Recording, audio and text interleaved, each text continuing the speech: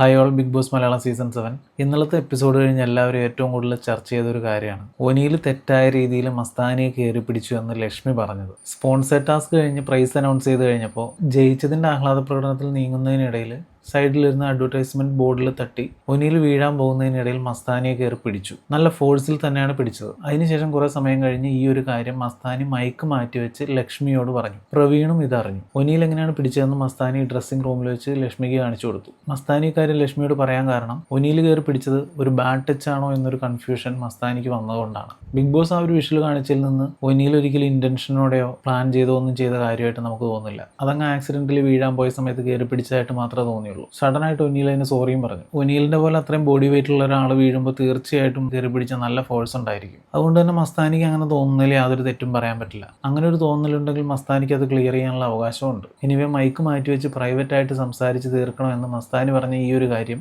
Dressing റൂമിൽ നിന്ന് പുറത്തിറങ്ങി ഒനിയിലിനെ വിളിച്ച് മൈക്ക് ഇടാൻ പറഞ്ഞുകൊണ്ട് ലക്ഷ്മി ഈ ഒരു കാര്യം പബ്ലിക്കായിട്ട് തന്നെ സംസാരിക്കുകയായിരുന്നു. ലക്ഷ്മി ഈ ഒരു കാര്യം ഒനിയിലിനോട് പറഞ്ഞു തുടങ്ങിയത് ആക്ടിവിറ്റി ഏരിയയിലേക്ക് പോകുന്ന ടൈമിൽ മസ്താനിയെ മോശമായ രീതിയിൽ താൻ ടച്ച് ചെയ്തിട്ടുണ്ടായിരുന്നു. എന്നിട്ട് സോറി പറയുകയും ചെയ്തു. തനിക്കിത് ശരിയാണെന്ന് തോന്നുന്നുണ്ടോ എന്നാണ് ചോദിച്ചത്. ഇതിൻ്റെ കൂടെ മസ്താനി പറഞ്ഞത് സോറി പറഞ്ഞെങ്കിലും അതെനിക്ക് കുറച്ച് ഇന്നപ്രോപ്രിയേറ്റ് ആയിട്ട് തോന്നിയെന്നാണ്. ഒനിയിൽ ഇത് കേട്ടപ്പോൾ ഒന്ന് പതറി. ഒനിയിൽ ഇത് ചെയ്തിട്ടുണ്ട് എന്ന രീതിയിൽ ഒച്ചത്തിൽ ഉറപ്പിൽ സംസാരിക്കുകയായിരുന്നു ലക്ഷ്മി. ആ ഒരു പോയിന്റിൽ ഒനിയിലിന് കാര്യം മനസ്സിലായി. ഇതൊന്നും കണ്ടിട്ടില്ലാത്ത ലക്ഷ്മി വന്ന് ഇതൊരു ഇഷ്യൂ ആക്കാൻ പോവാണ്. ഇതിനെ തുടർന്ന് ഒനിയിൽ ലക്ഷ്മിയായിട്ട് സംസാരം ഉണ്ടായി. ലക്ഷ്മി പോയി ക്യാമറയിൽ കംപ്ലൈന്റ് പറഞ്ഞു. ഒനിയിൽ ആ ഒരു കാര്യത്തിൽ പല പ്രാവശ്യം മസ്താനിയോട് സോറി പറഞ്ഞു. ലക്ഷ്മി ഇത്രയും ഇന്റൻസിൽ കാര്യങ്ങളൊക്കെ പറഞ്ഞതിനെ തുടർന്ന് എന്തായാലും കേസായിട്ട് തന്നെ മുമ്പോട്ട് പോകാം, വിഷ്വൽ കാണണം, ലാലേട്ടും വന്ന് പറയട്ടെ എന്നുള്ള രീതിയിലാണ് ഒനിയിൽ സംസാരിച്ചത്. ഈ ഒരു ടോപ്പിക്ക് പബ്ലിക്കായിട്ട് എടുത്തിട്ടുണ്ട എന്ന് പറഞ്ഞിട്ടും അതൊരു പബ്ലിക് ടോപ്പിക്കാക്കി മാറ്റിയത് ലക്ഷ്മിയാണ്. എന്നിട്ട് അത് സംസാരിച്ച് തുടങ്ങിയപ്പോൾ ലക്ഷ്മി അവിടെ നിന്ന് മാറിപ്പോയി. ഓൾറെഡി ഇതുപോലുള്ള കേസുകൾ വരുമ്പോൾ നോക്കിയിരുന്ന് ഇടപെടാൻ കാത്തിരിക്കുന്ന ഒരു ടീമാണ് ലക്ഷ്മി. അവർക്കാണെങ്കിൽ തക്കാളിയും സാമ്പാർ പോലുള്ള കേസുകളൊന്നും താല്പര്യമില്ലെന്ന് ഓൾറെഡി പറഞ്ഞിട്ടുണ്ട്. സ്ത്രീകളോട് വളരെ മോശമായിട്ട് പെരുമാറുന്നവരാണ്, സ്ത്രീകളെ മോശമായിട്ട് കാണുന്നവരാണ് ഇവിടെയുള്ള ആണുങ്ങൾ എന്നൊക്കെ മസ്താനിയും ലക്ഷ്മിയൊക്കെ പല പ്രാവശ്യം ഒളിഞ്ഞും തെളിഞ്ഞും ഒക്കെ പറഞ്ഞിട്ടുണ്ട്. പേഴ്സണലി എനിക്ക് തോന്നിയിട്ടുള്ളത്